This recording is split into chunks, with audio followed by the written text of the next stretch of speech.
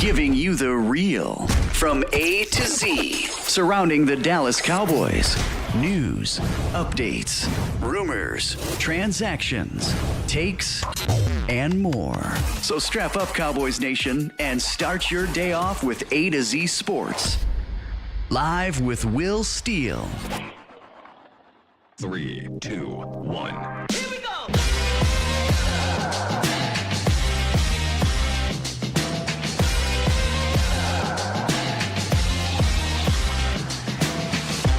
Good morning, good people. Welcome to A to Z Sports Live. We are streaming live on YouTube, and of course, I am your host, Will Skywalker. Still, boom! Welcome in, people. Welcome in, people. Welcome in. Today, we're turning the page to the other side of the ball. We got the Cowboys offense against the Bengals defense. Could this finally be the day? Could this finally be the game where the offense, dare I say, explodes? Pause. We're going to talk about it. We're going to break it down. In the roundup, couple moves happened yesterday for the Cowboys, and then Mike McCarthy responds to Dak Prescott's comments. So I want to talk to y'all about that a little bit. You can call into the show. 351-999-3787 is the call in line. Apologies for the little later than usual start. Trying to figure out this audio.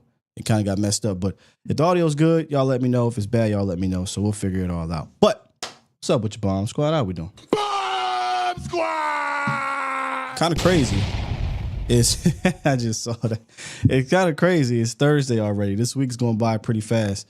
Yeah, Joe. I had to finish my episode of Matlock, and I know that's an old school show, but the new version actually looked pretty decent. I see some highlights of it or whatever, right? The trailers and the teasers and whatnot, but not up my alley. Not up my alley. Got other shows I'm running back right now, man. But hope everybody is doing well this morning and getting ready for your Cowboys coffee, right? Let's talk about the Dallas Cowboys, ladies and gentlemen. I know for some of y'all that may start your day off bad, but we try to start your day off good here. Real quick though, if this is true, Toxic, it's your birthday, brother. Happy birthday, big dog.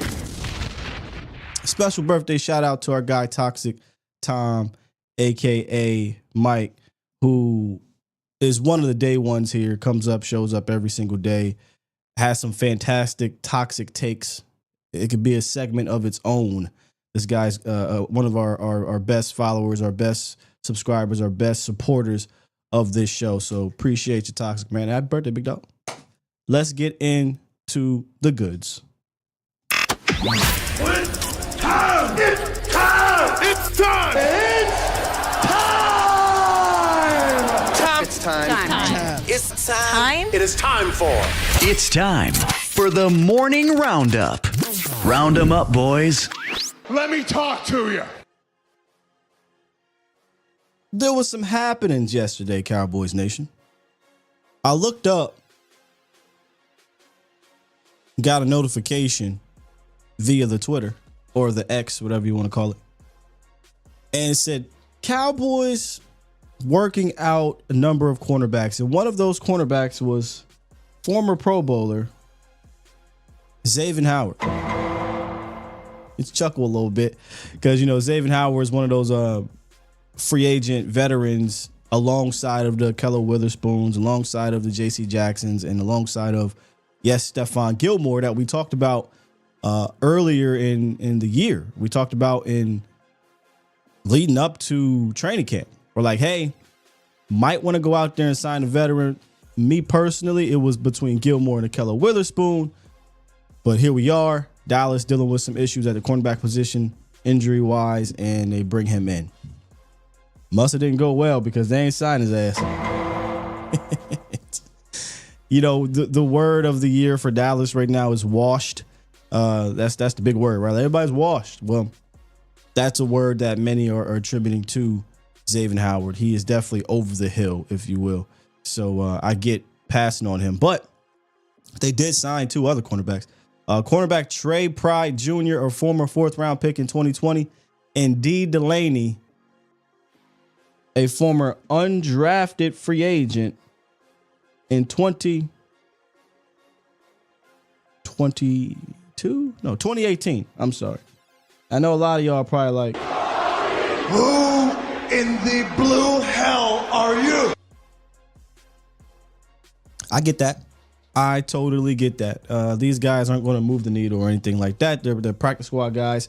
Cornerback Amani Uware has had his 21-day window open, and they asked Coach Mike McCarthy about Diggs potentially coming back. He's going to work his way in to practices and rehabs and whatnot this week. So we're still TBD on Diggs. I took this as a concern, but then you have to think about it, right? Like Josh Butler went down, so you had to bring in another corner, and then you got the whole Diggs situation. They're not really sure what's going on there, so they brought in 2 corners. So we'll see if signing these 2 guys means Diggs is still on the outs. If activating Amani is a concern for Diggs as well, because I thought he was going to be done, but there are still 5 games left. So if he can play, he can play. We'll see what happens this week. Keep our eyes on that position.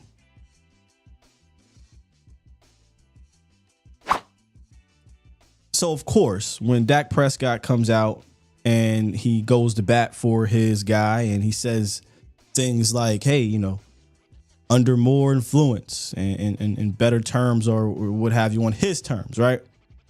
They're going to ask Mike McCarthy about that.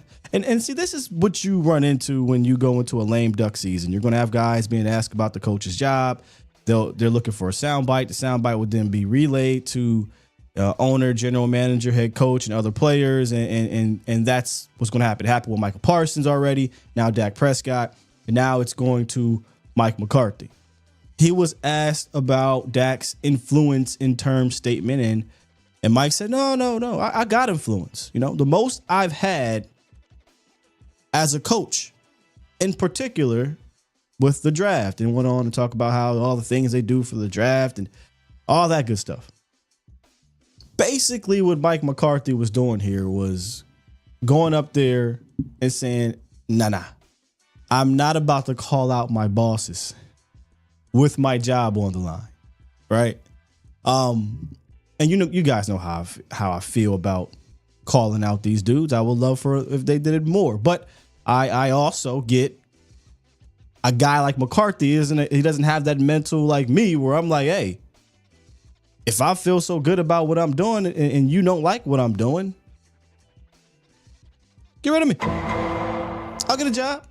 I'll be fine. But Mike's not like that. So basically what Mike did and Dak, they did what they had to do publicly. But Dak let us know what we already know. That the head coach of the Cowboys only has but so much influence here. Notice how Mike McCarthy, when he talked about his influence, he specified the draft, right? Oh yeah, we do this with the draft, we do that with the draft. Because he know damn well, him in particular does not have much influence when it comes to free agency, does not have much influence when it comes to major trade moves, does not have much influence when it comes to signing, extending, spending money. Mike, you don't have to lie to us about that. And he didn't. I'll give him that. Mike McCarthy did not lie about that part. He told half truths. He said, oh yeah, the draft, man, I got so much more influence than I've ever had in the draft. I would have came back and said, well, what about free agency, Mike? Well, just like anything. What about signing guys, Mike? What about trading guys, Mike? What about playing guys, Mike? See,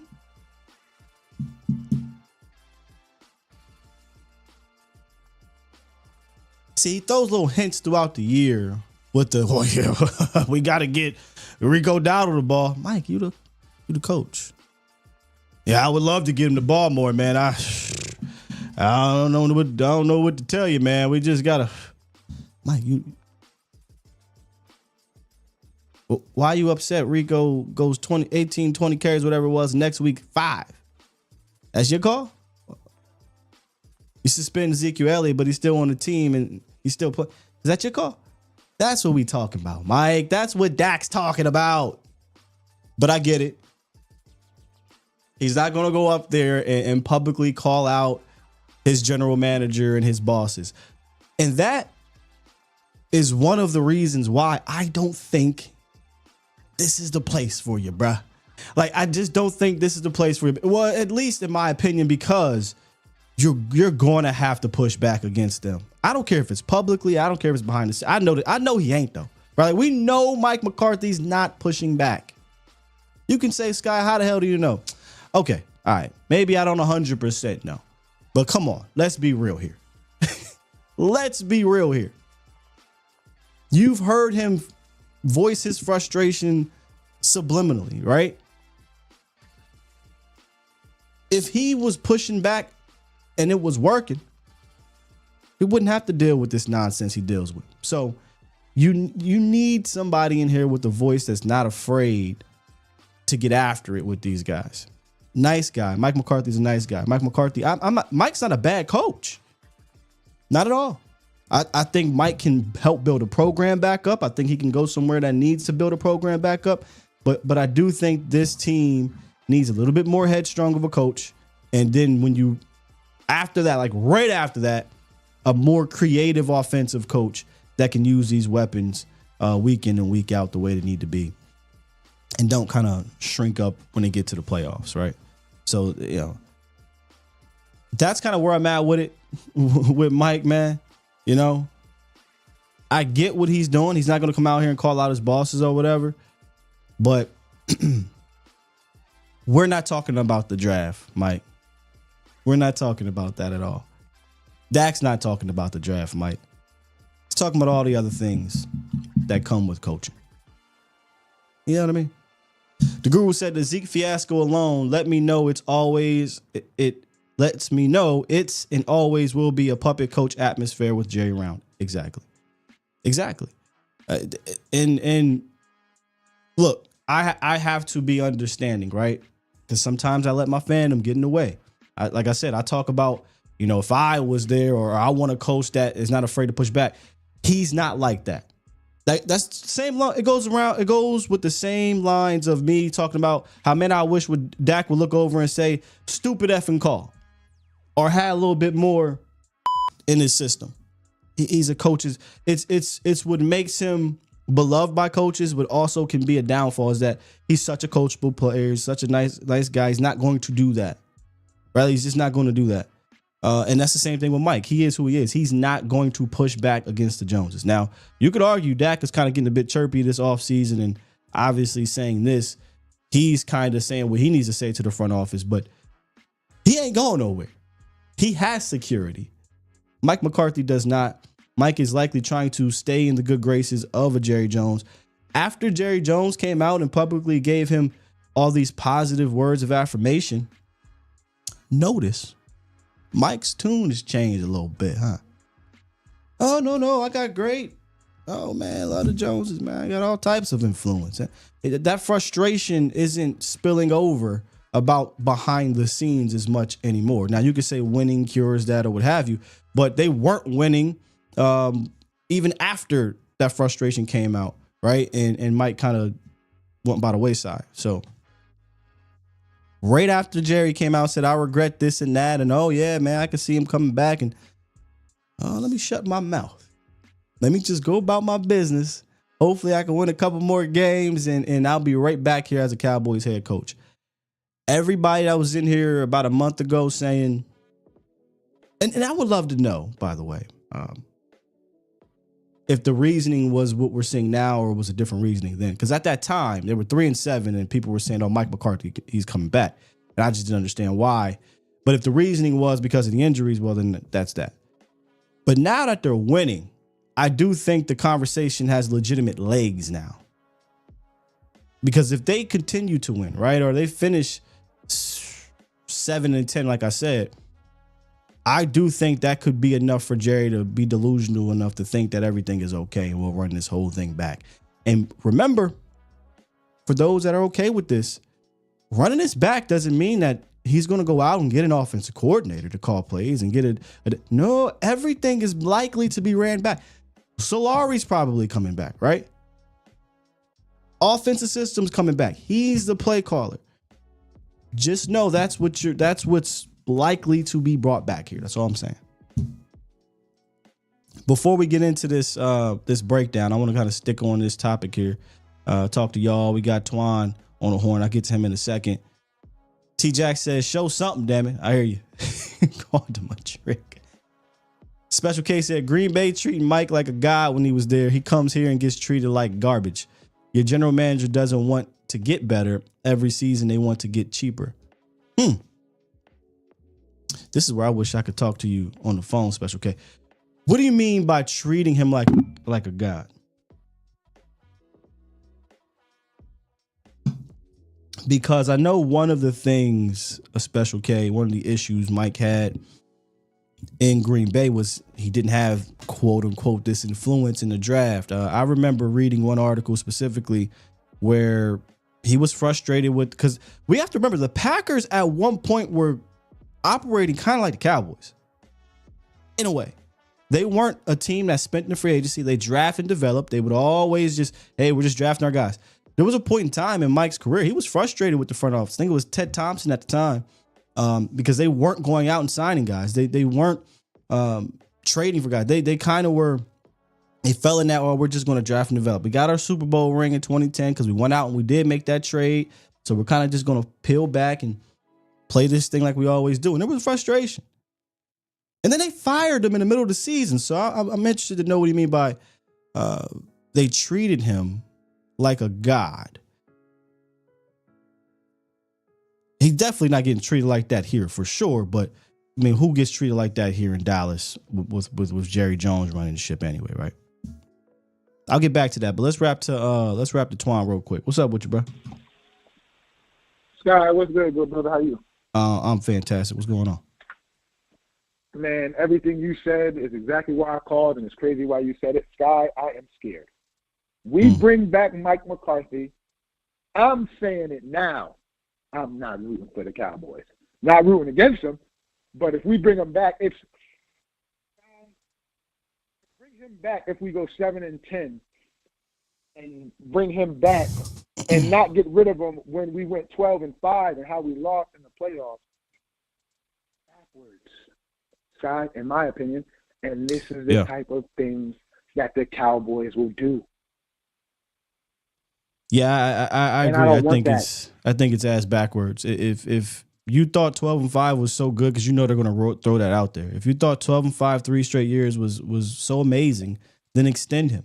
Because had you extended him this past offseason, which I wouldn't have been in favor for, I was in favor to start all over with the coaching staff. But had you did that, at least now, okay, Mike Zimmer can be on for 2-3 years, right? Now we can look at this thing long term. We're not having to rush things. Maybe you didn't get a little bit more aggressive in free agency, and you actually try, right, in this window. Yeah. But we did everything, in my opinion, wrong. They brought him back on a lame duck year. They waited to extend guys. They used that as a weapon to the fans and the media, saying, well, we can't do anything because we have to pay XYZ, as if we're stupid and don't realize if you pay XYZ, you actually get more cap space to then go pay for better players or make trades. But they used it, they weaponized that, and it worked for a lot of Cowboys fans, mostly casual, but it worked. And it got the players to be villainized and the front office to be, hey, we're all in. Or actually, we can't be all in because we got to, you know what I mean? So they set him up, this team up, the fans up, obviously, for a season that wasn't really going to be that successful in the sense of playoffs. However, I will say this. Give me 1 second here. All participants are muted, and they can unmute themselves. All right, I brought you back in. I will say this. If this team happened to be healthy, I do think they would have been a playoff contending team. But like I've been saying for years, well, at least this past year, how are we playing going into the playoffs? That would have determined how I felt when we got there, if we got there. Exactly. Now, before I go, on a scale of 1 to 10, if they bring Mike McCarthy back, how mad are you? I wouldn't be happy at all, bro. I mean, I'd probably be 10 out of 10 mad, like especially right away. But eventually I have to get over it and then figure out, okay, my whole process is, all right, what can we do to make this better, to get better? So I would try to present some solutions to you guys to get better. But I just don't think McCarthy's the guy for this team, man. I think you need a more headstrong coach combined with the more creative coach. Yep, and more with more discipline, because ever since his tenure, we've been leading the league in penalties. Yeah, you know what's so crazy about that? Under McCarthy, under Garrett, it doesn't really matter. I feel like over the last 20 years, the Cowboys just have been an undisciplined, penalized team. So it really stretches further than McCarthy. But he isn't the guy to fix it, right? He hasn't been. I know they don't coach it, so it's two sayings, right? Either you're coaching it or you're allowing it. One of the two is happening, right? Yep. But we'll see, man. We'll see. That's all I got for you, Star. Peace. Salute. Appreciate you, big dog. All right, we got some clarity from my guy, Special K. Hold on. He said, my bad. I meant when he was winning, the fans treated him like a god. Gotcha. Rodgers is the real reason McCarthy lost his job. He had more of an influence with the front office than McCarthy did. I will say this. I don't necessarily think it was a bad thing, though. 13 years is a long time to be in one place, and I think they've been better for it. Matt LaFleur has been better over the last, how many years he's been there? 4 or 5 years than McCarthy was his last 4 or 5 years. So I think they've been better for it. I think it had to happen. You could easily say, sure, Rodgers had a huge influence in getting him fired, but I think it was trending towards that as well, because he just wasn't adapting. He came out, admitted it his damn self, hence why he went into the barn and all those things. And it was getting noticeable outside of the organization. I think it ran its course. It was very similar, not ending, but running its course to Andy Reid in Philadelphia, right? Andy Reid was there for 14 years or whatever it was. It was just time to move forward. And guess what? Both franchises benefited from it. Reid's won multiple Super Bowls in Kansas City, and Philly has won the Super Bowl post-Reid. But you're absolutely right. A-Rod had a ton of influence in regards to that. That Super Bowl, though, a long time ago, man. Talking about 15 seasons now at this point. Miss Jackie said rumor mill is what McClay is going to leave. Where? What rumor? Poochie says McCarthy deserves one more year, whether we like it or not. Why?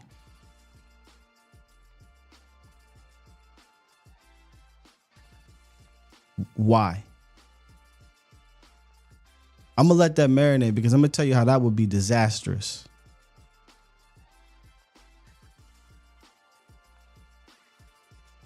Maybe you want to reword that here, because I'm going to tell you something right now. Number one, let's stick to the first part. Deserves.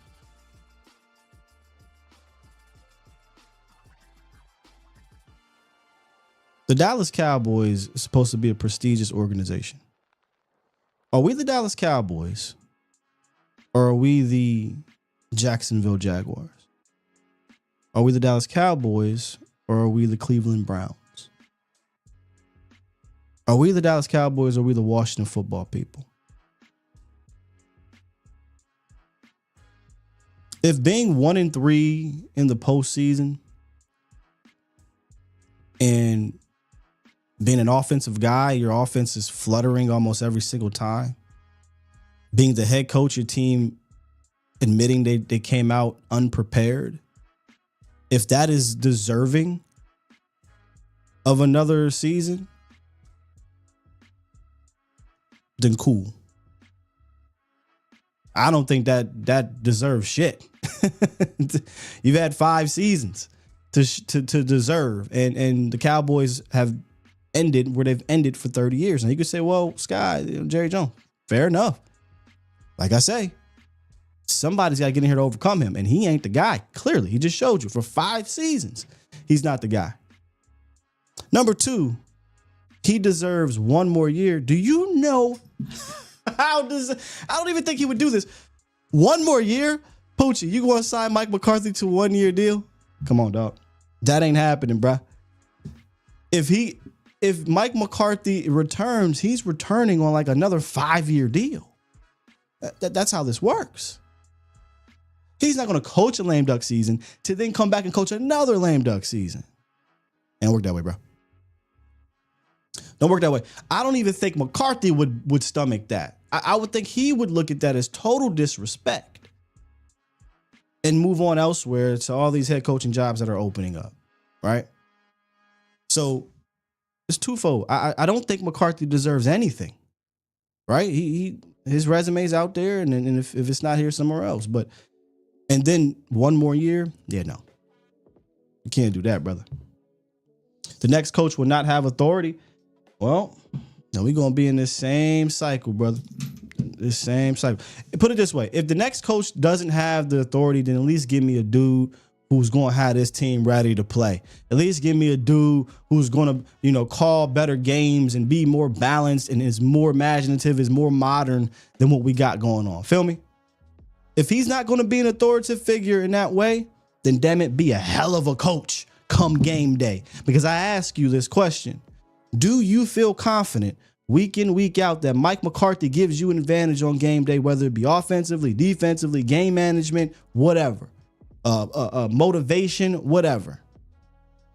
I'd venture to guess 90% of Cowboys fans would say no.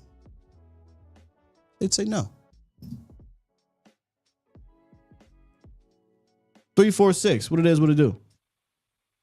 Hey, what's up, Sky? This your boy Troy. Sky, I don't want to. It's gonna sound like I'm going hard for Mike McCarthy, but listen, we haven't selected memory, man. Are we forgetting about Dan Quitter? Are we forgetting about this guy? About Dan Quinn? What's Dan Quinn got to do with Mike? In the playoffs? Huh? But okay, so take out Dan Quitter and give us the defensive coordinator we have now that's teaching these guys a little something on how to defend a crossing route, on how to, no, we ain't got the best safety. No, we ain't got the best second corner. So it ain't Mike McCarthy. It's a better defensive coordinator then. Okay, get me a better offensive guy and get me the defensive coordinator then. But under Mike McCarthy, we've been 12-3. We've had number 1 offense continually. Under Jason Garrett, we were 12-4 and 13-3. Under Jason Garrett, we had number 1 offenses. Under Jason Garrett, we did. It's the same. Y'all see what's happening? It's the same story. 2 yes men, 2 offensive-minded yes men that won't push back to Jerry Jones. That's going to sit here and take it like a good soldier, right? And doesn't have that, like you said, authority or whatever you want to call it. Aren't imaginative or modern. They're going to sit back and just let things play out and do what they've done since the 90s and early 2000s, have both had number 1 offenses and 12 and 4s and number 2 seeds and all that stuff, and get routed when they get to the playoffs. And they're not ready or prepared. I'm over that, Mike. Who's the person that has the authority to tell Jerry Jones? Who's the person that has the authority to have these boys ready to play when it comes to the do or die situation? Mike McCarthy. All right, then. Let's try another guy. we done been there 4 times, and every time we come out there slow out the gate. If we put Mike McCarthy back in, bro, we have a chance to beat a number 1 offense again. You put in the defense coordinator we have now that can really defend and is not thinking about going to Washington or having interviews in the damn playoffs. I don't care about number 1 offenses. I don't care about that. See, you getting blinded by the sparkly, glowing statistics. I'm not blinded by that shit no more. I gave up on that last year. I swear to God I did. Even though the Cowboys ended up being a top scoring offense after they ditched Mike McCarthy's offense. Think about that for a second. They weren't even doing the Mike McCarthy stuff. They were bullied and forced to steal stuff from the rest of the league and do things that work because he said, I got to let Dak Prescott do his thing. That's number one. Number two, I can give a damn if they're the number one offense or if they're the number 12 offense. When you get to the playoffs, where is that number one offense at? Where is these guys being prepared to play at? Why is my coach coming out telling me that we are nervous in the do or die playoff game at the crib? That's on you, brother. And I can't have that guy running my playoff caliber team out there with the same thing again. I'm over that. I'm over it. Man, y'all got to go back and watch the playoffs again and see who was at fault. Cause brother, I broke it down. I still have the graphics. I have, bro. You got the wrong one. You got the wrong one. Listen, I'll do it for you right now. Even in the playoff game, the Cowboys blew out the Tampa Bay Buccaneers. They came out the gate slow. Even if you go back to Mike McCarthy's final 3 seasons in Green Bay, they come out the gate slow. That is how they operate. I don't know what it is. Mike McCarthy doesn't have his guys ready to play. When the Cowboys were playing the Green Bay Packers, they didn't do the things that were working offensively. They came out, were stagnant. They were slow, and they did no motion, no movement, no nothing, ran out of shotgun, and what happened? Oh, snap, it ain't working. That's on McCarthy, bro. Yes, the defense sucked, but by the time the offense figured it out, it was a wrap because of defense. But you can't keep asking your defense or your offense to come out slow and then figure it out in 3 quarters later and try to make a comeback. I'm tired of that. I'm tired of it. No, I understand. I hear you on that, too. But the fact that he does make the change to at least give us a chance to compete in the game before it's over, like a lot of these teams don't even compete. When they're routed, it's just done. We still have an opportunity to come back. All I'm saying is with the defensive coordinator we had, I just don't think that he was focused in the playoffs, man. He was always looking for his next job every year, and it kind of put Mike in first he had to deal with Kellen and couldn't get past. And then, you know what I'm saying, you got to deal with Dan Quitter, man. That's a lot of stuff to be dealing with, bro. I hear you. I sympathize for Mike in the sense that he's got to deal with the Cowboys mess, right? The Joneses and all that stuff, and them not being aggressive and all. I get it. My rebut to you would be, okay, bet, get me the better offensive guy or the better leader of men, and then combine that with whatever defensive coordinator you believe is better than Dan Quinn. That's all I'm saying. Okay, combine that with. Are you ready to be bad for a couple more years? So put Dak in a new offense he has to learn. Put the whole offense in a new offense that they got to learn, right? Dak coming back from injury, and then the rookies that we're going to have on the line. So you're taking Zach Martin out. You put all these rookies. Why automatically? Imagine how we're going to look next year. Why automatically would they be bad for a couple years because they went out and got a better offensive coach? Why is that an automatic to you that they'll be worse? No. I didn't say that. I said, tell me, what do you think will happen with a new offensive scheme? You asked me. You said, am I ready to be bad for 2 years, for a couple years? I don't think the Cowboys would be bad for a couple years if they went out and upgraded their head coach and offensive guy.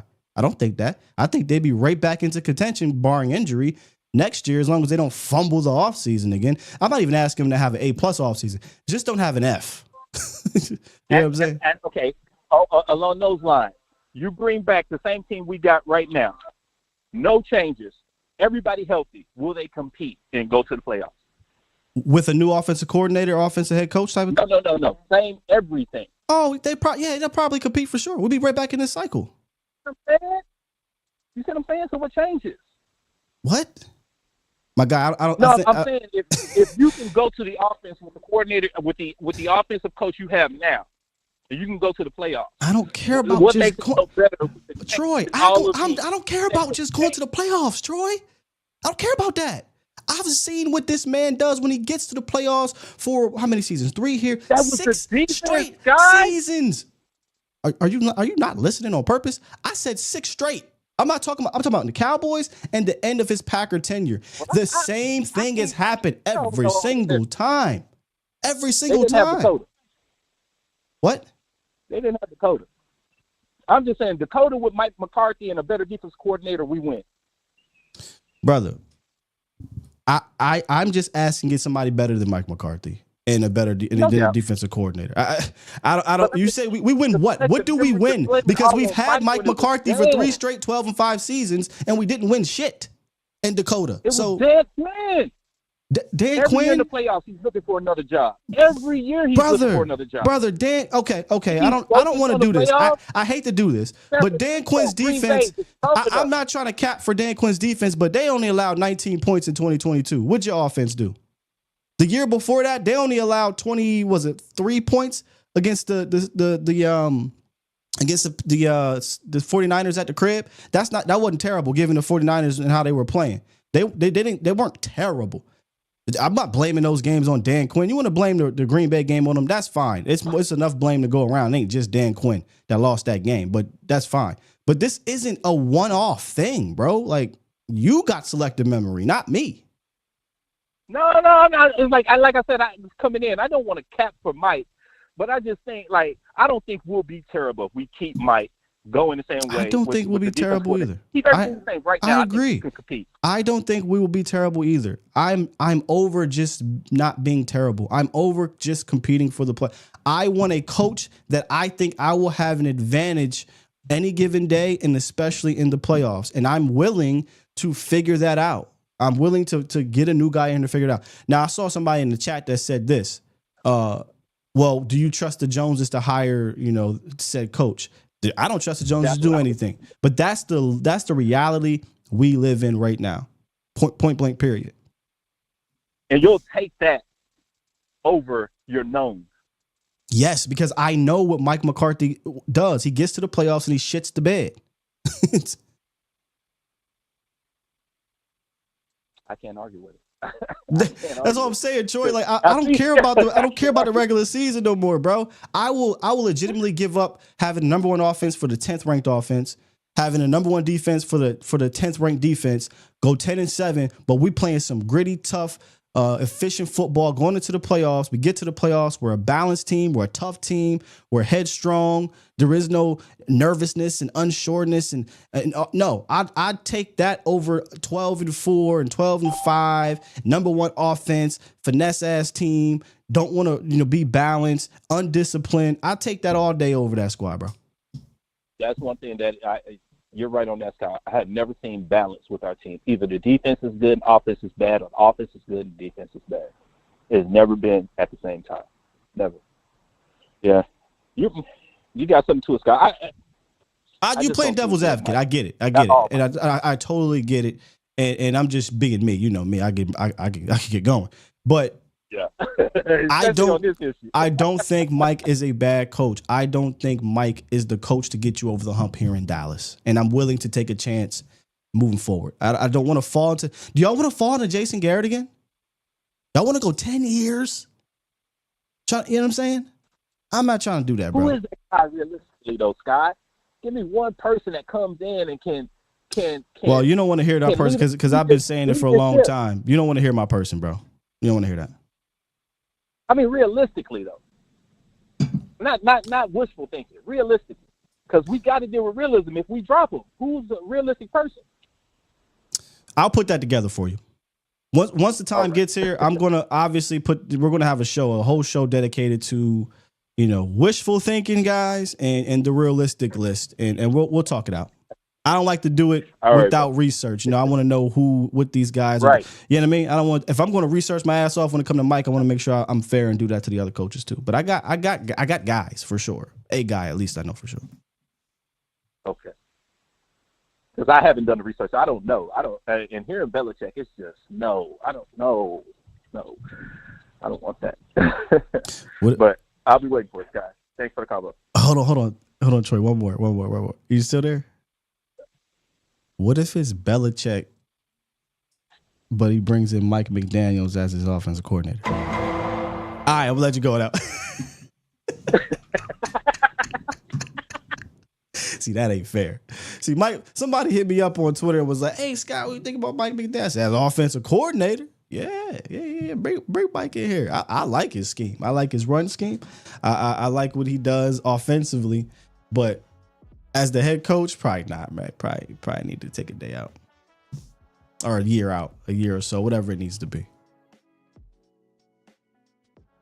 hate, I know it sounds like I hate Mike. Man, I don't hate Mike. I 5 years, bro. I get it. 2 of them injuries, the 3 do we want to get stuck in this Jason Garrett thing again?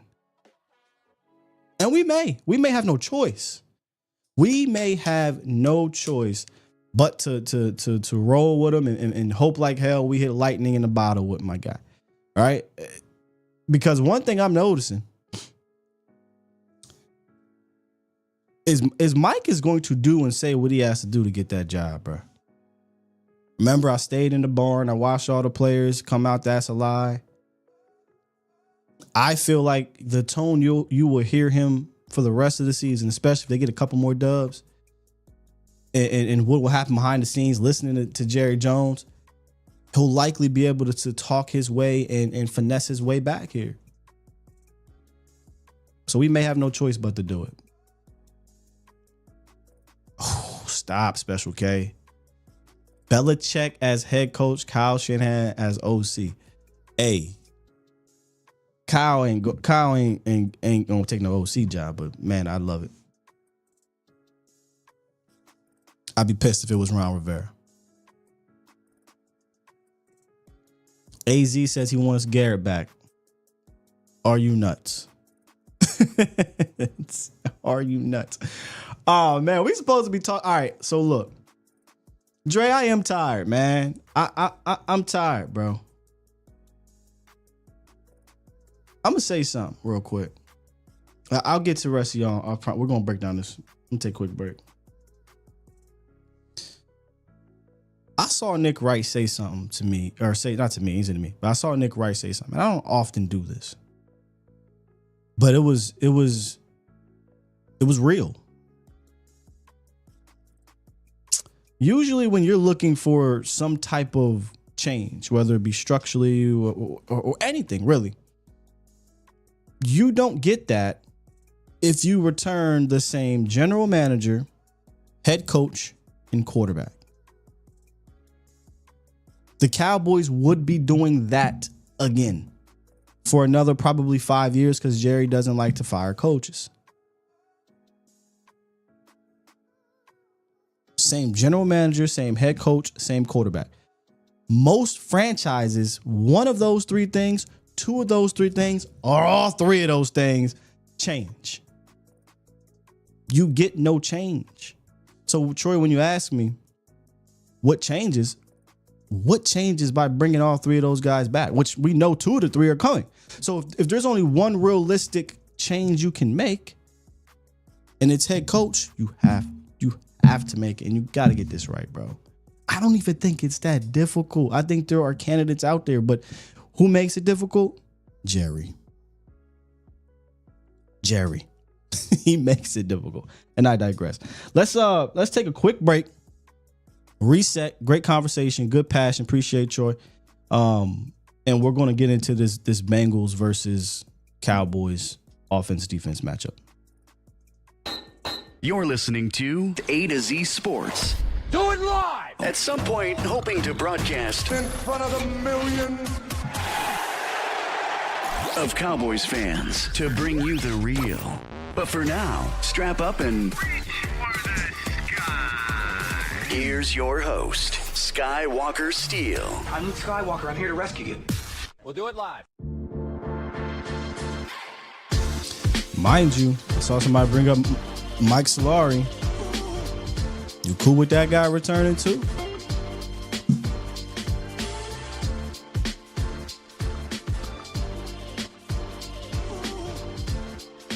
Not me. Not me, man. I'm over that. I'm over the mics. Except Zimmer. We said Zimmer would get more rope.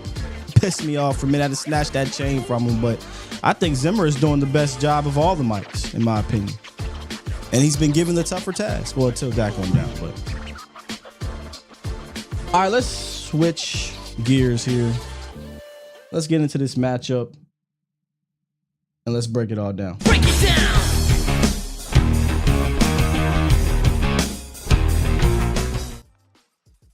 Cowboys offense going up against this Bengals defense that has not been good.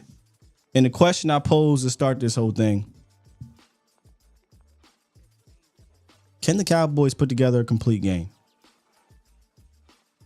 Prior to last week, that Mike McCarthy-led offense, which jokingly, right? No Dak Prescott. Because they were doing this even with him. They won 3 straight games with 6 consecutive drives ending in a punt, turnover, or missed field goal. Look, I don't know how it is around the rest of the league, but going 6 straight drives, ending in a punt, a turnover, or a missed field goal in 3 consecutive games is crazy. Last week, that number dropped down to 4 straight drives. So we're improving. We're improving. I'll take it. This Bengal defense, though, is one that some teams can get busy on. It's one that teams have gotten busy on. But it's also a desperate defense right now. They're still fighting for their playoff lives like the Cowboys. But they're bottom of the league. 31st in scoring ranked defense, and they're 30th in red zone defense. Problem is your Cowboys are a bottom ranked offense. So something has to give.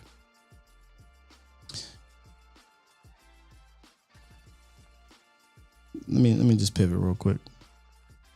Carl Abra, whomever you are, sir, you must be new here. He said, y'all are very emotional. What if we run the table and reach the playoffs? Carl, are you new? Do you not know how we get down here, man?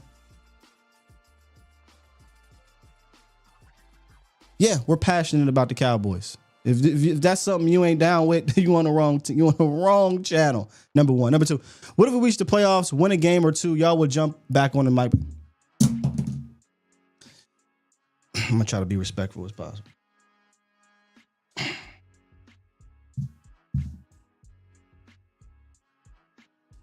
To me, this is why fans call us delusional. Not for me saying I want a better head coach. You know, not for saying I want to improve here. But because you got these people out here saying this. What do we run the table and win 2 playoff games, Carl? With Cooper Rush and Mike McCarthy calling the plays, Carl. And Chuma Edoga and Tyler Guyton and Terrence and the born down. What if we win 2 playoff games? We're going to be right on the Mike bandwagon. Delusional. I'm going to always call out delusional. Be real, sir. Be real. I'm not here to blow smoke up your asses like Carl. Now, if you were here yesterday, I said if Mike McCarthy somehow, some way rattles off 7 in a row like that caller said, or he even goes 9-8,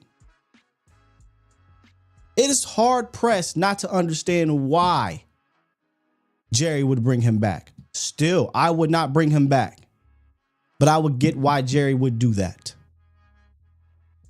But save me the BS delusion of the Cowboys rattling off 7 straight and winning 2 in the playoffs.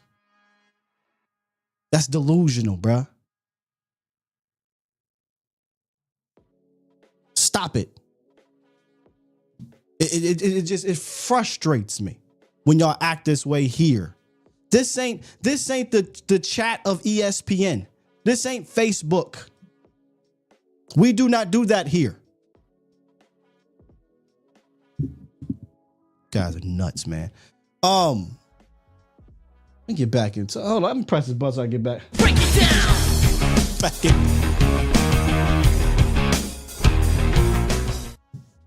Yeah, I should have pulled out the damn Dewey. Let's get back to this Bengals defense, man. They had got a couple guys I like. I like Trey Hendrickson a lot. B.J. Hill, Mike Hilton. These are some of the guys that are left over from that Super Bowl run just a couple years ago. They lost some big dudes, though. DJ Reader, Jesse Bates. And I think that's some of the reason why, this team defensively is not what it once was. I do like their defensive coordinator, though. Lou Anarumo gained some respect. He's been there for 6 seasons now. A few good seasons of good defenses, but this year obviously is not one of them. And I think their issues are twofold. They are second worst in the league at sacking the quarterback. Outside of that man, Trey Hendrickson, they don't get to the quarterback a whole lot. They got 21 sacks. That's second worst. Trey Hendrickson has 12. And he's a dude. When you watch this, man, what an impressive last 5 years or whatever it's been for Trey Hendrickson too. I mean, he doesn't get talked about enough, but we bring up the Max Crosbys and the Nick Bosas and the Michael Parsons and the Myles Garrett and TJ Watts for a reason. But Trey Hendrickson, if he's not in that tier, he's knocking at that door. He can get after the quarterback with the best of them. He's technically refined. He has an impressive get off, kind of sneaky. Puts the tackle in a bind right away. And he's got a mean punch in an arm bar. So I went and watched some more of him. And I got to show y'all this play, man. Take a look at this. Oh, Lord. I'm going to just let it run on a loop.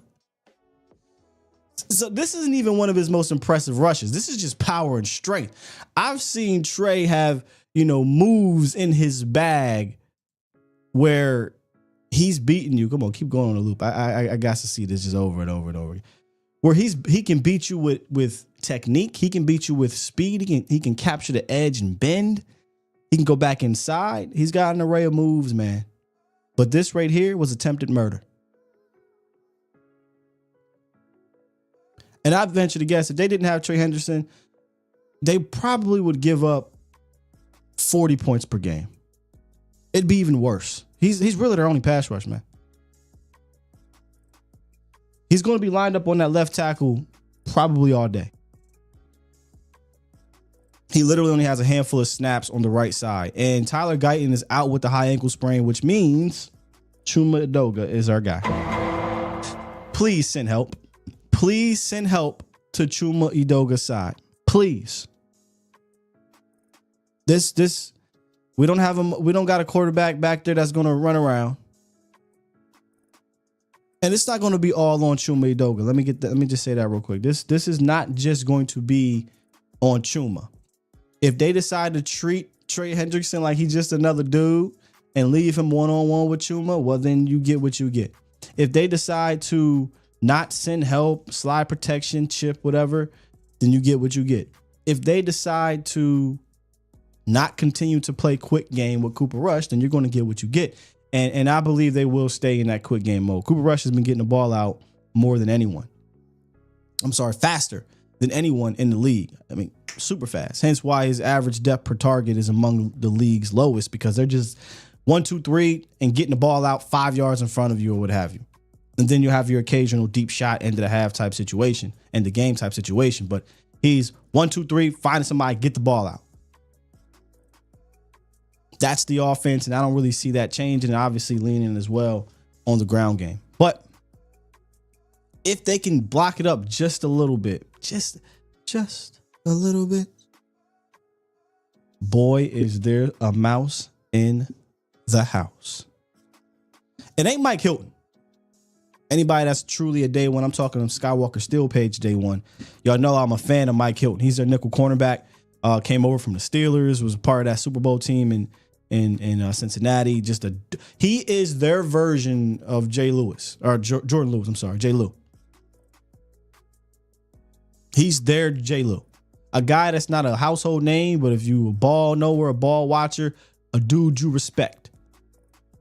He's second on their team in tackles for loss, so he feels very well. He plays bigger than his size. I really do like Mike Hilton.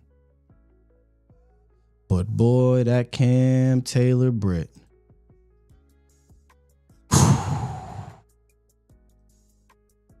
I don't know what shot they need to give CD Lamb.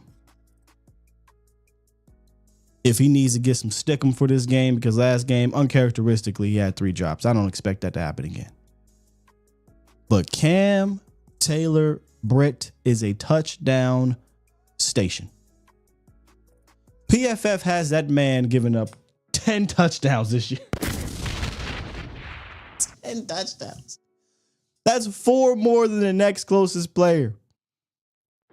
Oh, he's so bad. And they just keep running him out there.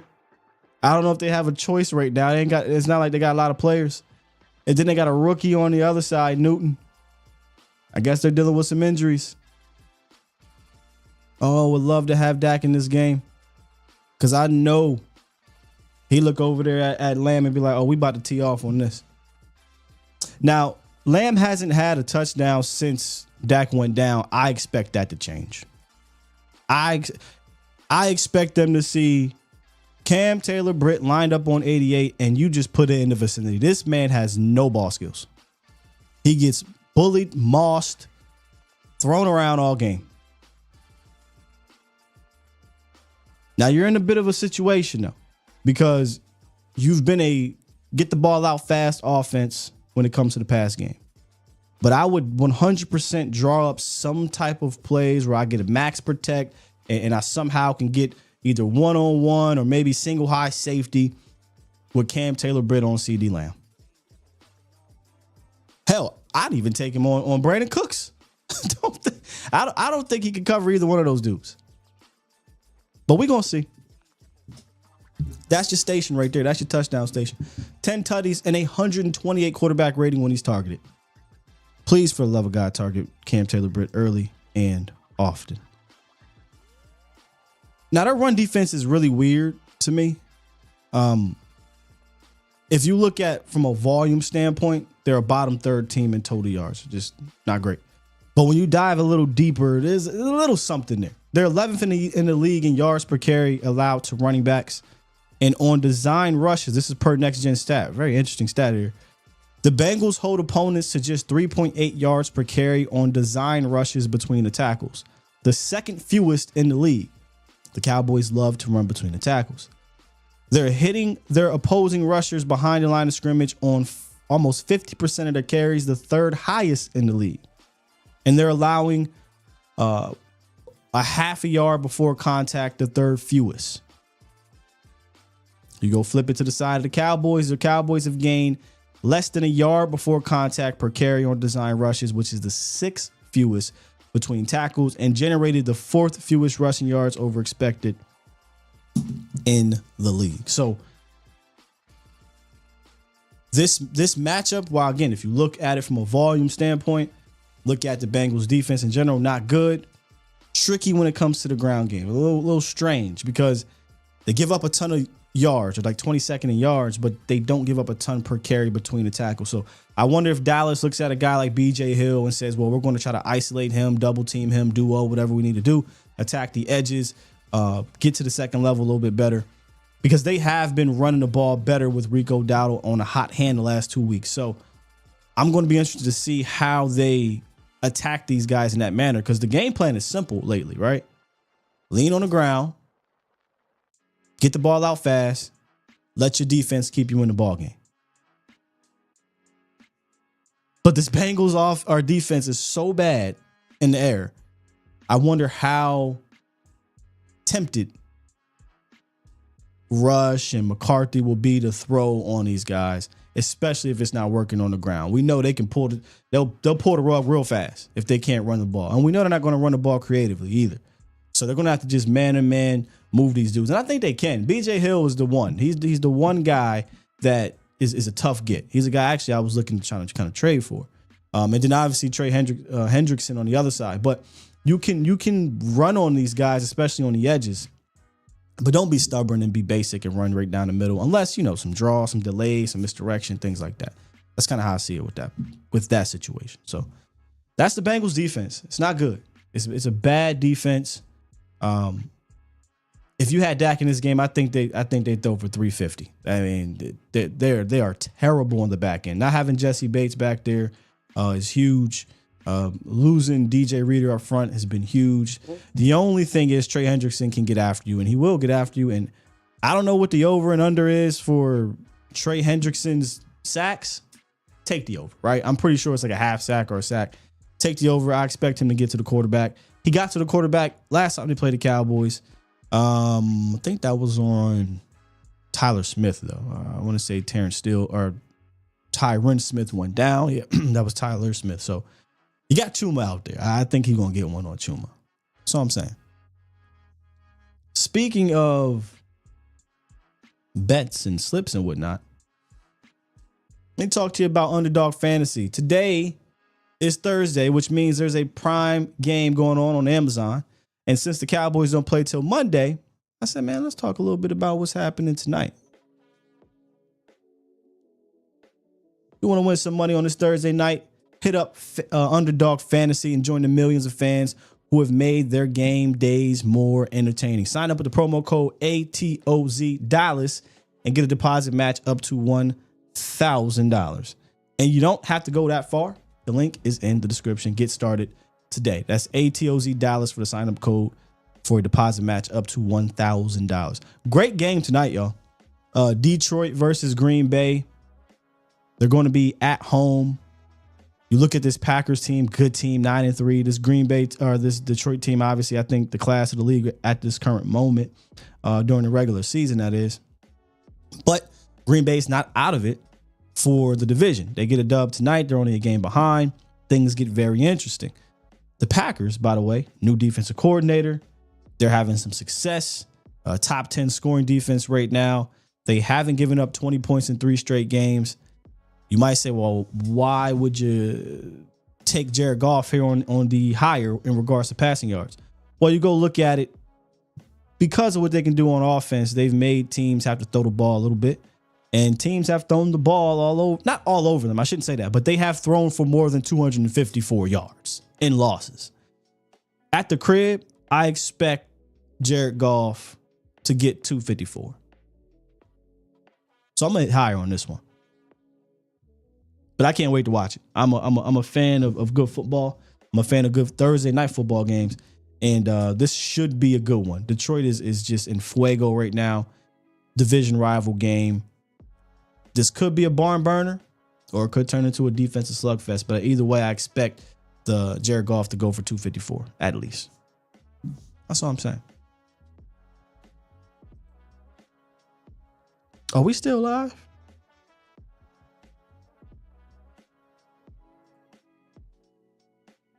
Are we good? It's showing me I'm a little frozen over here. Okay, we're good. We're good to go. All right, bet.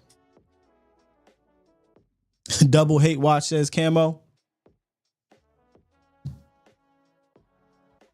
Yeah, I guess I guess I don't hate Detroit yet. I know they whooped on us or whatnot, but I'm not there. But the Packers, man, you know, basically, I'm sick of that. Whether it's Aaron Rodgers or it's Mike McCarthy on that side or it's Jordan Love. I'm tired of playing the Packers in the playoffs. Hey, I'll take a tie. Camo. Just give me the 254. That's all I'm saying. Just give me the 254. Nacho, what's on your mind, my man? This guy, am I live? Yes, sir. You are live. Yeah.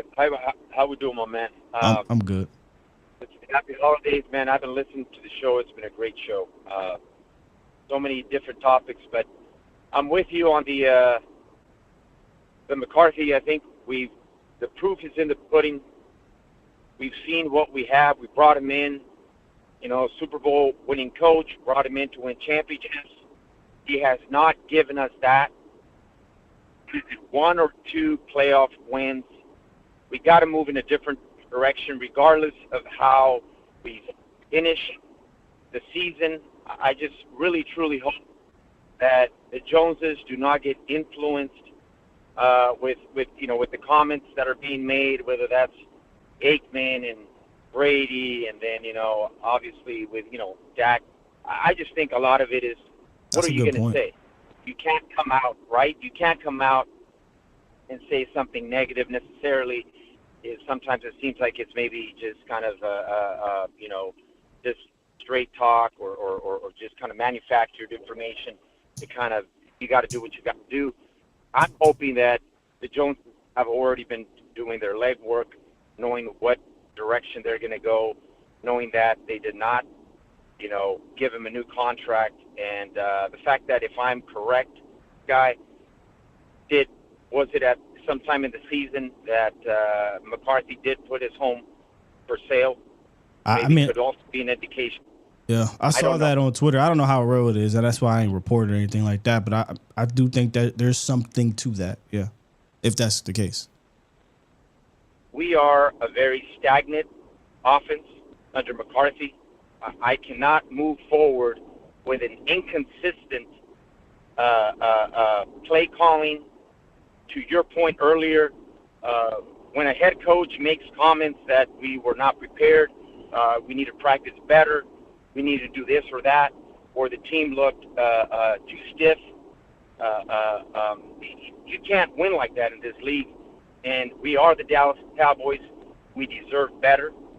And moving forward, there comes a time where your time runs out in terms of being a voice in that locker room and in terms of leadership. And this is a golden opportunity to be in the top 10, top 15 in the draft order, bringing in a new set of eyes with a new vision, and we move forward. I think one of the callers was calling in. A lot of people have an opinion based on what they feel, kind of wishful thinking, still hoping. And that's perfectly fine. For me, you on this, and I'll leave you with this.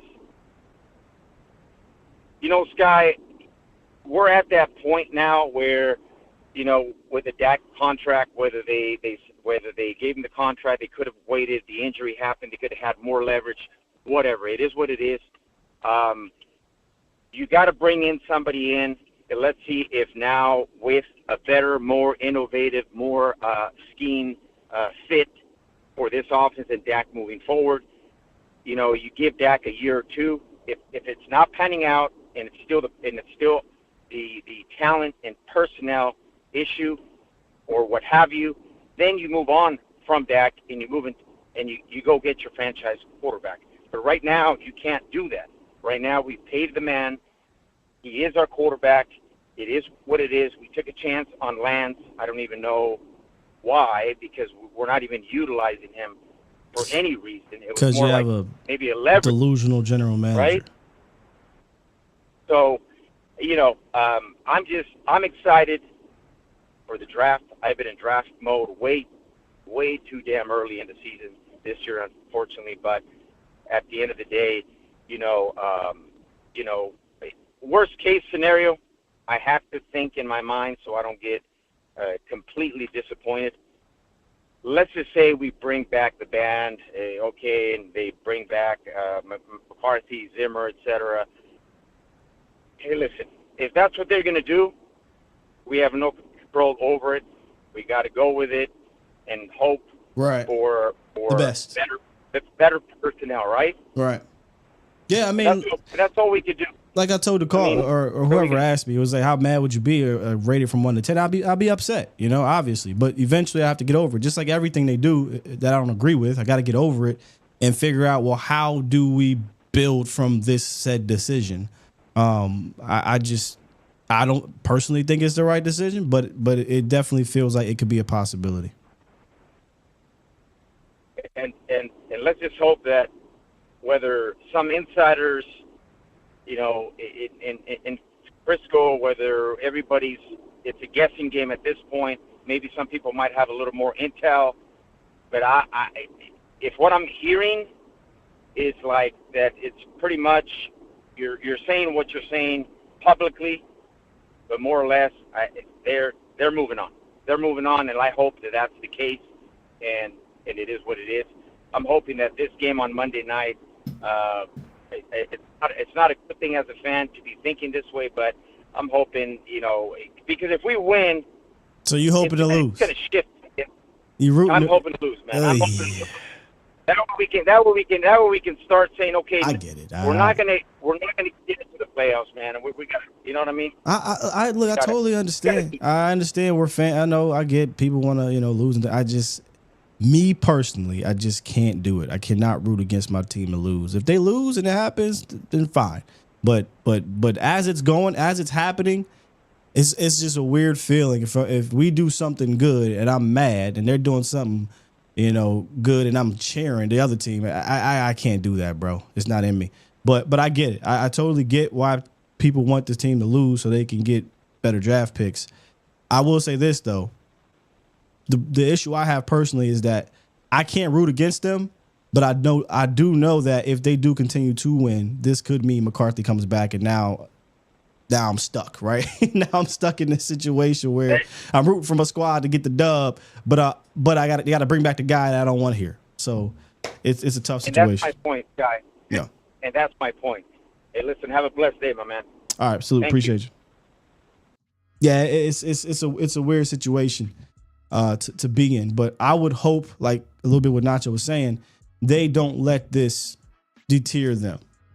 The only way, and like I said yesterday, and I said it again today, that it should have that type of massive influence is if they do go on said Carl delusional run, which I don't think is going to happen. I don't. Last one in. Special one here. Got Boss Cowboy joining the show. What's up with you, bro? What's going on, bro? How you doing? I'm good. I'm good. Yeah, man. This is a mess, bro. Like, Dak really just messed up my whole week, the last 2 days, just with that. So I'm not going to even really deal with that. What I wanted to really talk about was I got really excited when you talked about your coaching show that you're going to do. Yeah. And I want to say that I don't really think it's nobody better than you at that. I think some of us that's in this space got our superpowers, and just, me sitting back, obviously, watching and listening, to you for a while, I think that's where you have a superpower, and that's that the space needs. And that's that nuance of really breaking down these coaches and the background stuff. I really don't think anybody do a better job than you at that. I think that's where you are the best in the space. I appreciate that. No doubt. And I want to say, man, like, when you do that show, if you remember, please text me, bro, because I'm going to just want to come back and do another one behind you with you, and then just go back and forth with you on it, because I think the nation really needs that real detailed nuance of the pros and cons of each one. I know you're going to do a great job at it. I just want to, piggyback with you on that when you do it, and just kind of go back and forth on it, because I think, especially as devil's advocates, I think me and you will do a great job on that, where we'll kind of, agree on things and disagree on things, but I think the nation will get a better understanding of the options that we have. So I just wanted to say that real quick, man. I'm excited for when you do that. We don't know when that's going to be, because that could be as early as the next couple of weeks if we start losing, or it can be at the end of the season. End of the season, yeah. I don't know when that's going to happen, but I'm looking forward to it. Yeah, I got some names, but like I told the caller, I don't want to just. Yeah, you got me, boss. You got me. Hello. Yo. Let me see here. Check, boss. You got me. I think we might. Hey, if I can't hear you, bro, so I'm gonna go ahead and check out, man. All right, bro. Appreciate you. So what I was going to tell boss was, and what I told Troy, like I don't want to just throw. Obviously, we know the Ben Johnsons of the world. That's easy, right? The Belichick's, those names pop up. Just don't want to throw a bunch of names out there without breaking them down a little bit more legitimately.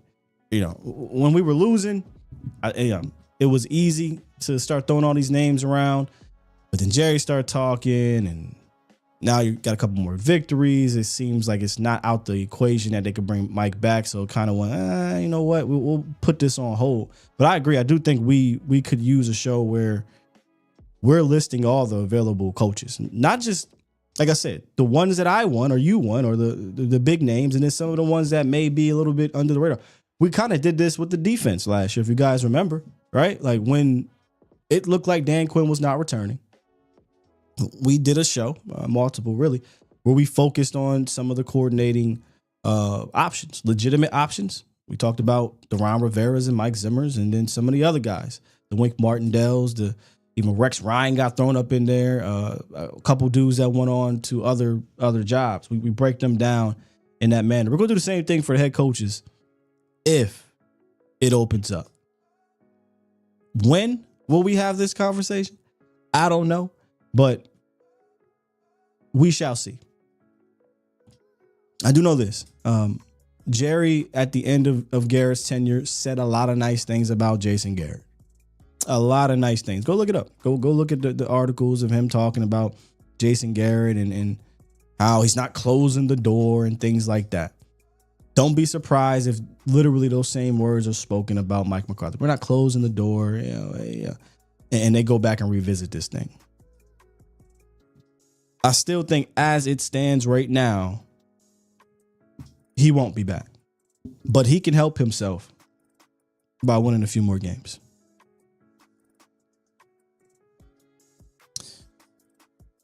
C said, in fairness to Carl, McCarthy has done it with the beat up roster that got hot. Difference is they still had the starting quarterback. I'm about to say, what are you talking about, bro? You talking about the 2010 Packer team? Yeah. They definitely dealt with some injuries, but they ain't dealt with these kind of injuries, and they did not have Cooper Rush quarterbacking them through the playoffs, like you said. So I don't think. I'm sorry. I think that type of stuff is delusional, bro. Am I wrong? Am I mean? Whatever you want to call it. But that type of stuff ticks me off. I see it a lot on Twitter, but I don't do the Twitter stuff no more. But when I see it here, I got a chance to call it out. What if the Cowboys win the Super Bowl? You can say any ridiculous, crazy thing. And that's one of them. I digress. Let me see if I missed any supers this morning.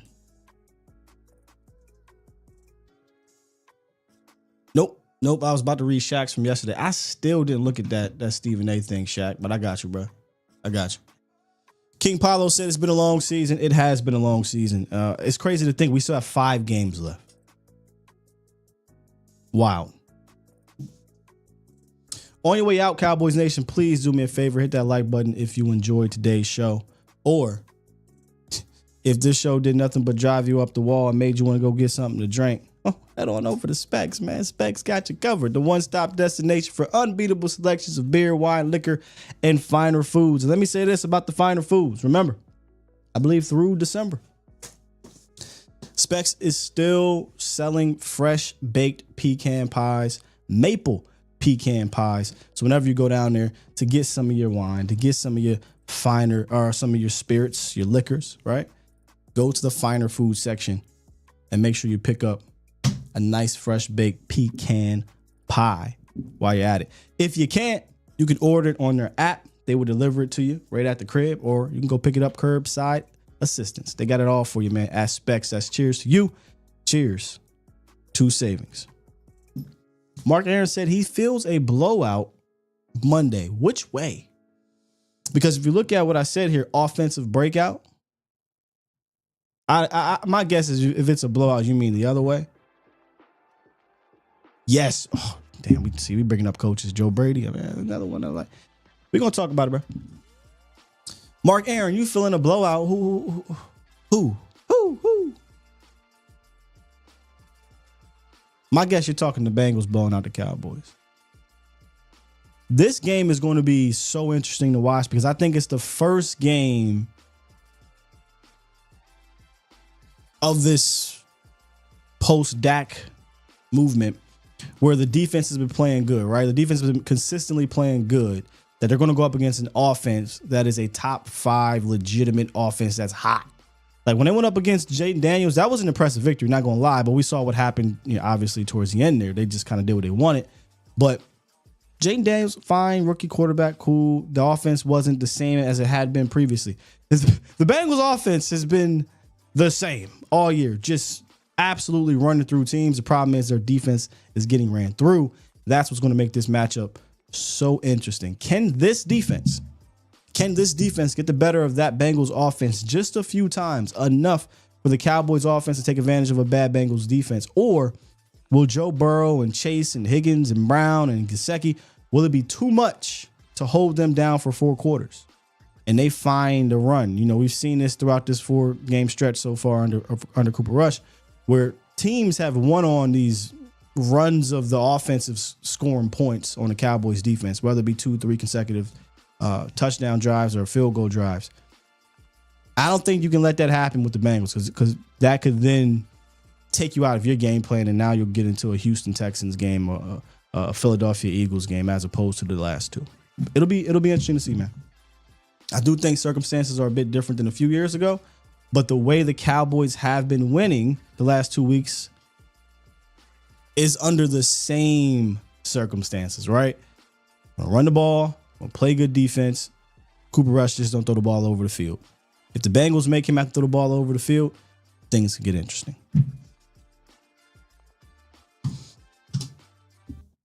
All right, I'm going to press this button and get up out of here. Push the goddamn button. Push the goddamn button. Can this offense score more than 40 points? I don't believe it. But if I put on my Carl hat, yeah, well, of course. Yeah, score 55 points. Anything is possible. Cooper Rush, 450, 5 tutties. Why not? Crazy, man. Special teams. It's a big one to meet you. Be out here. Peace.